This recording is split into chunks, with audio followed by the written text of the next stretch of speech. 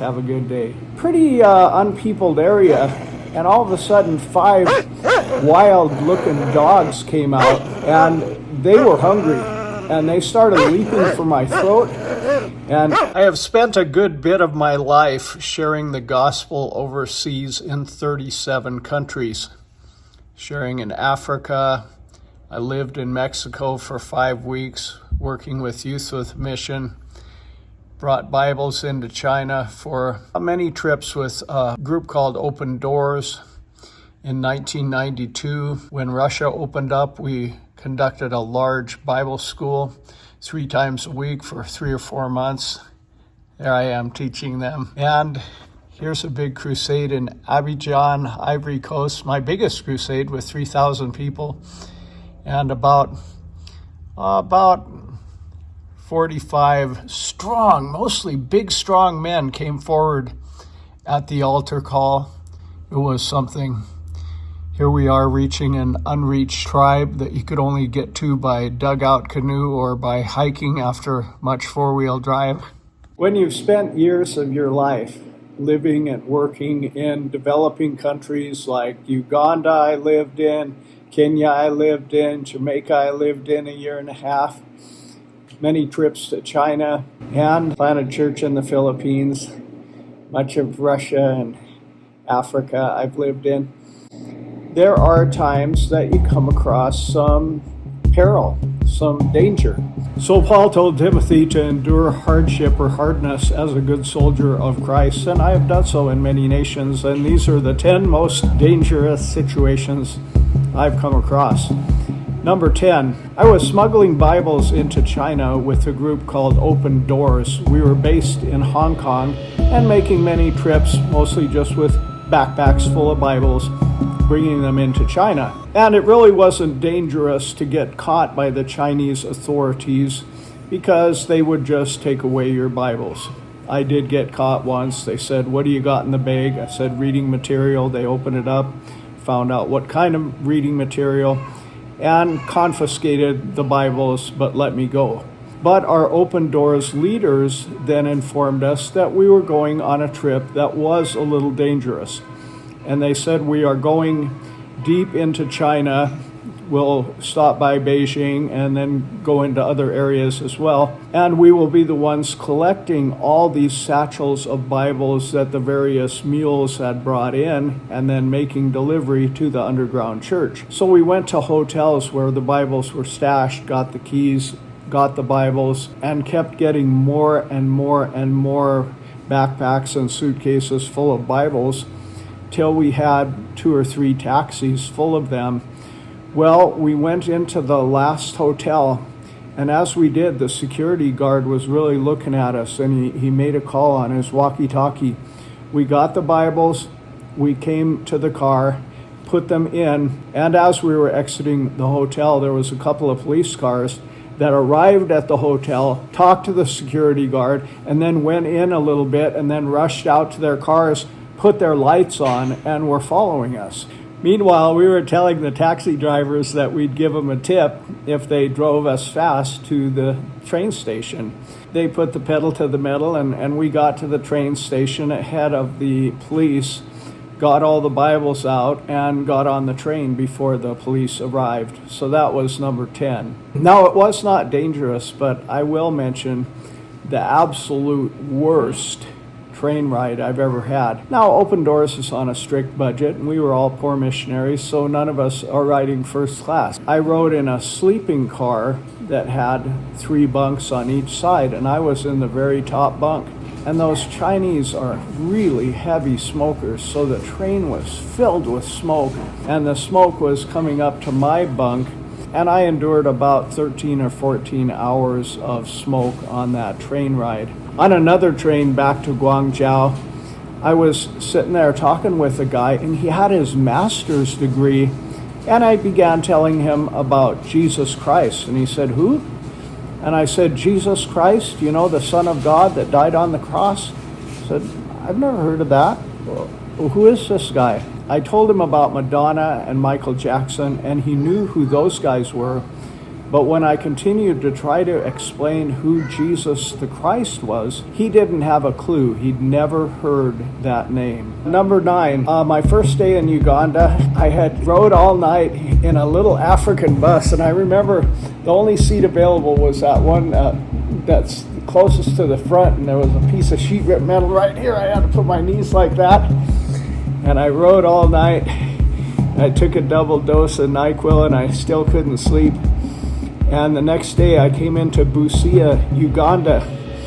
And I remember as soon as I came in, there was 3 people lying there moaning and groaning and suffering from a bad auto accident. And I said, why doesn't somebody call the ambulance? And they said, oh, they did, but it takes 2 or 3 hours for them to get here.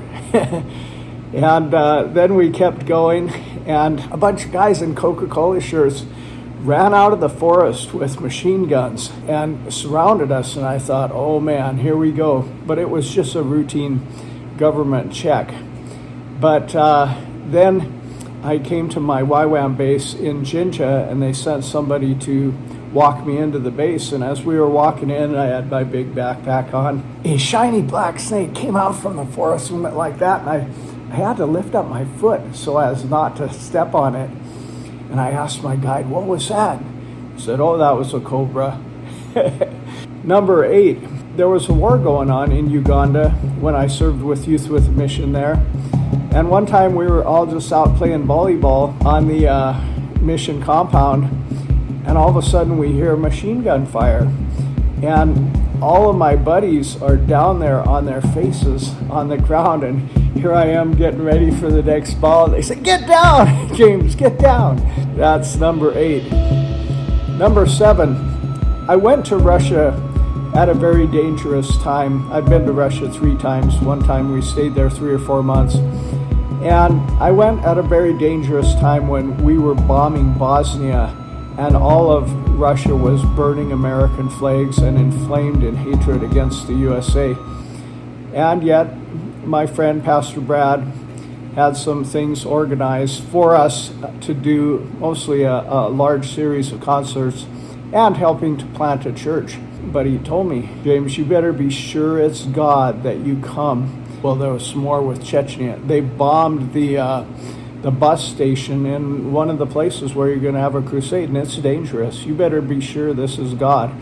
And when a man who's lived his life in Russia says that, I know that it's dangerous. But I really prayed, and God gave me a vivid dream of an angel materializing before me, and he looked like a badass dude, and I thought I'd be okay. So anyway, I went there, but our guide with Storehouse Ministries said there's a lot of American hatred in Moscow, so don't even speak one word of English or we could be in big trouble. So we got on the bus. I had my big backpack as usual. I sat there next to my guide, and a couple of big, strong Muscovites started looking back at me suspiciously. I just kind of tried to mind my own business. But then they came up to me, and they went like this right in my face. It wasn't much danger, really, but it was a little bit unnerving. But that's why it's low in the list. It gets better as we go. So I was a missionary in Mexico with Youth with a Mission. And one thing I do on the mission field is I always try to stay in top shape because there are dangers, there are demands. And so I was out jogging, doing a couple of mile jog, and I didn't have any protection, so I picked up a pretty stout looking stick. And I was in a pretty unpeopled area, and all of a sudden 5 wild looking dogs came out, and they were hungry, and they started leaping for my throat, and I just kind of took that stick, bam, one would leap at my throat, and then another would leap at my arm, and I'd go bam, and the other would leap at something else, and I'd go bam. And it took 45 seconds or so, but a baseball player with a club is nothing to mess around with, and I was okay. My wife and I planted a church in a very dangerous ghetto in Montego Bay, Jamaica. It's called the Canterbury Ghetto.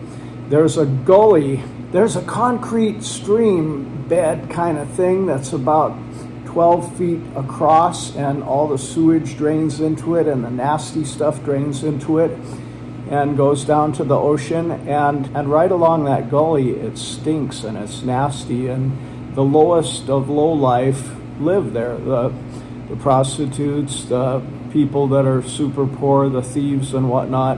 And we went right in there and planted a church. And one time I was in there doing some of my daily evangelism work or whatever I was doing, and a guy came out and kind of from behind me and picked my pocket. And I can't remember if I grabbed my wallet or grabbed him, but I said, "Hey, don't you dare do that to me." And the guy pulled out a knife.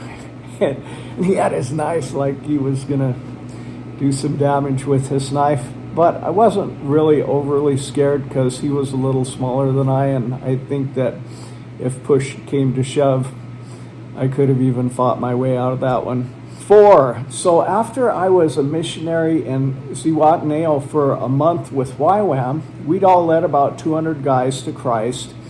And many of them were quite sincere, and then they said, "Well, we're leaving now," and they got in the Winnebago and left. And I just couldn't bring myself to leaving 200 brand new Christians without discipleship. So I stayed back to disciple them. One of the guys was a pretty sincerely converted homosexual guy named Sergio. And I did a lot of personal ministry to him in his apartment with 5 other gay guys. And then he said, "Man, I can't get out of this lifestyle living in an apartment with 5 guys and all this stuff going on. So could you help me get clear across Mexico to where my family is?" I said, "Okay, I'll help you." So I thought he was pretty sincere. So we got on a bus in a terrible hurricane that had washed out a lot of the roads. And so we'd walk for a couple of miles through a section of washed out road, get on another bus, go for a few miles, and then do it again. And I got clear to the other side of Mexico.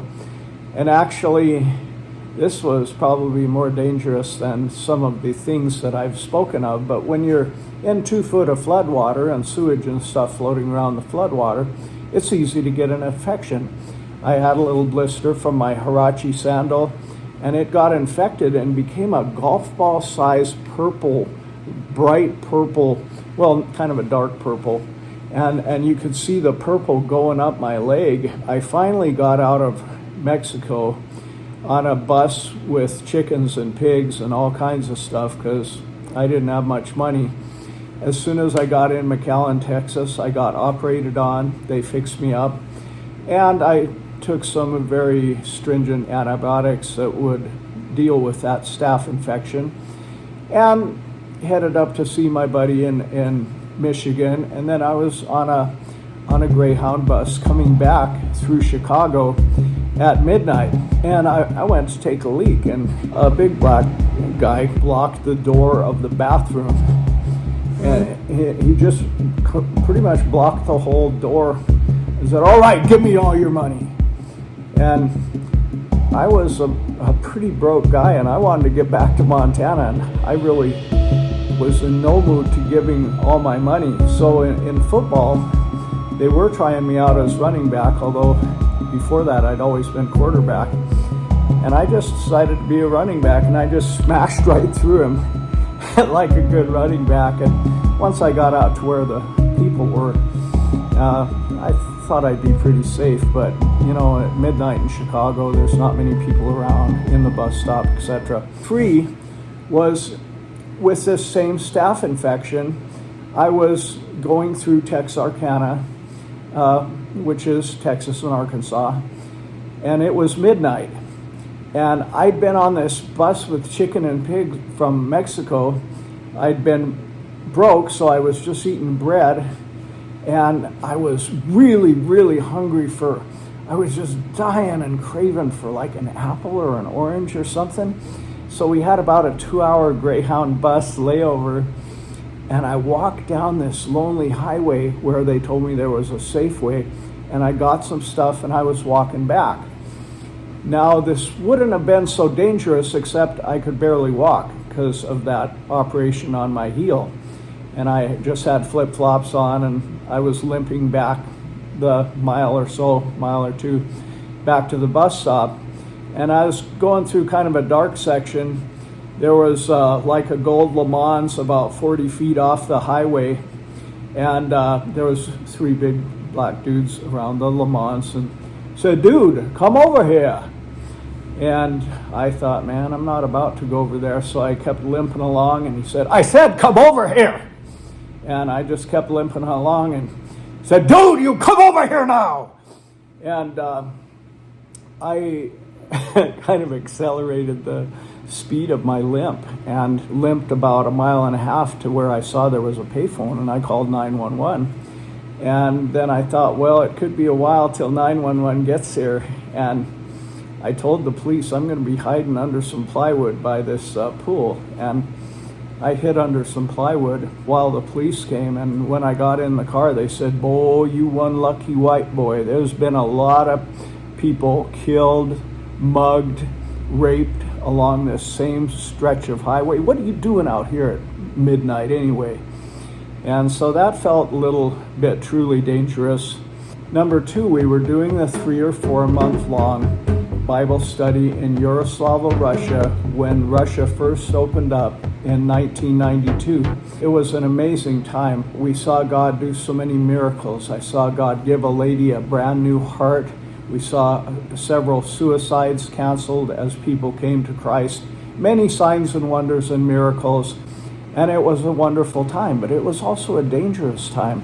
Russia was in total chaos. One time I saw a little car come up on the sidewalk and just plow through some people, and it was chaos. Long lines of guys with their vodka cups, drinking vodka at 9 or 10 a.m., girls getting molested and groped in broad daylight. It was a little bit wild. And one time we were coming home from our evening Bible school there in our neighborhood in Yaroslavl. As we were coming through kind of a darkish part, there was 4 thieves that had blocked the road. And they said, "All right, give us your wallets." So my partner's is about a 65-year-old guy. You know, he could just walk okay. He's certainly not going to help me fight through 4 guys. I had my wife, and then Josiah was the size of DJ. I'm from a background of some street fighting and stuff, so I might not be your normal Christian that just gives people stuff. I go like this, and my partner says, "I rebuke you in the name of Jesus." And between his rebuke and me, where they realized they were going to eat a couple of fish sandwiches before they got my money, they decided to let us through. Number 1, we were coming back from that same Bible school that we had there in Yaroslavl with about 220 people, sometimes standing room only, present again. And as we were coming by, there was this really big bodybuilder type. He looked just like that big, massive Russian that Rocky fought in one of the Rocky episodes, only he had black hair. He was about 6'4", probably 250 pounds of solid bodybuilder muscle. And he had kind of a Jezebel-looking girlfriend. And the Holy Spirit told me, begin to pray. Those are enemy agents. So I was just sitting there. They weren't doing nothing. But I began to pray. And as I got off the bus, they got off right behind us. And they just were coming real close to us, heckling us and shouting to us and just being a nuisance. And, you know, I'm a bit of a tough guy, but like there's nothing I could have done against this guy. He was probably 3 times more powerful of a human being than I am. And we just kind of huddled together and made it to our apartment, being heckled and harassed the whole way. And it was kind of scary. And then we got in our apartment, barely closing the door before they like got their fist or got their hand into it. And then they just stood out there banging on the door and kicking the door for probably 15 or so minutes. And when a country is in that much chaos as Russia was in 1992, you can't just call the police or have a sheriff show up right away. And so it was just a little bit scary as we just stayed in the apartment and had this giant of a man trying to kick our door in. Okay, and here is number 0.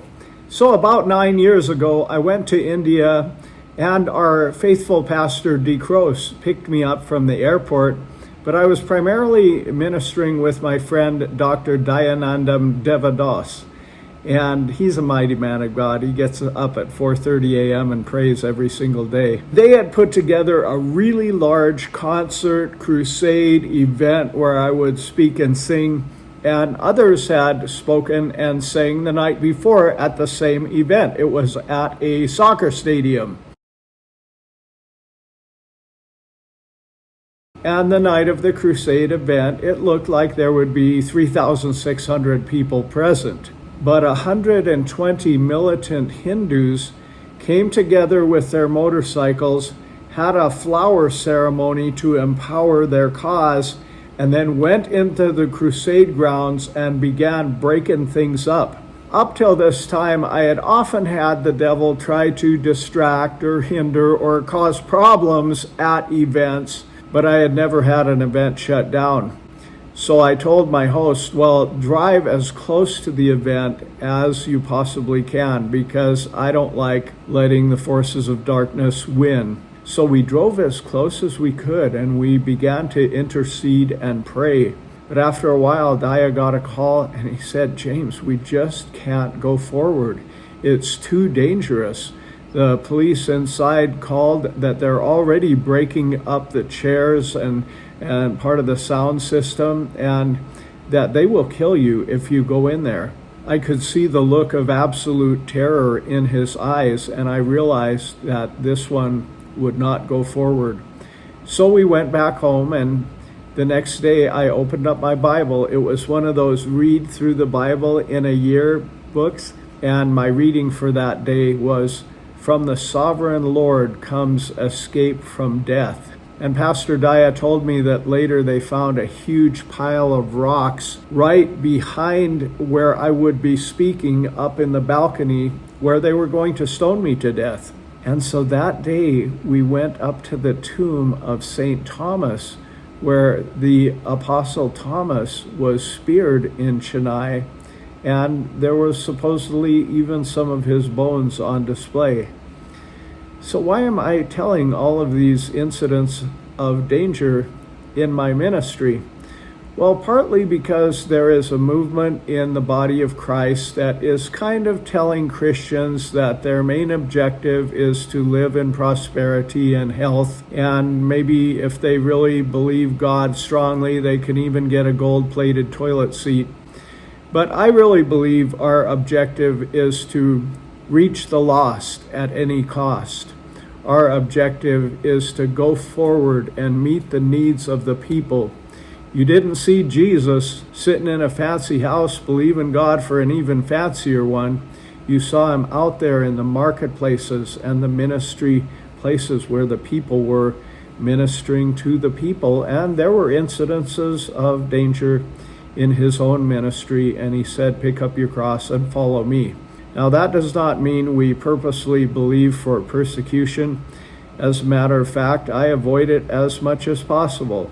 I don't go seeking out these stories so I can tell an adventure. But when you are out in the thick of things, where the needs of the people are, there are times when you may have a dangerous story to report as well. So let's not shy away from danger or from difficulty, but let's go forward and keep our hand to the plow and keep putting out the word of life. Well, that's the adventures. You know, when we were in Russia, that time we took a ferry boat up the river to a town called Brabinsk, and I've never seen humanity in such a poor, disheveled state. People with just threadbare clothing. You could tell they were starving. It wasn't much of a sightsee, I'll tell you that much. But it did make me glad that we were there bringing the life-giving gospel of Christ. And why in the world America would want socialism and communism after we went there and saw the ultimate fruit of that ideology. I don't know. But thanks for listening to some real life adventures as I prepare to go to a country that the U.S. State Department tells me don't go. But I've been to danger before. I've been training and being diligent in my boxing and MMA in case push comes to shove over there. But at the same time, the area that I'll be in is not the same area where hundreds and thousands of Christians have been killed in the last couple of months. Young girls have been allowed to survive, but then they've been forcibly converted to Islam and forced to become wives of some of these Islam guys. But that's more in the north. So anyway, signing off. Hope you enjoyed my stories. Have a good day.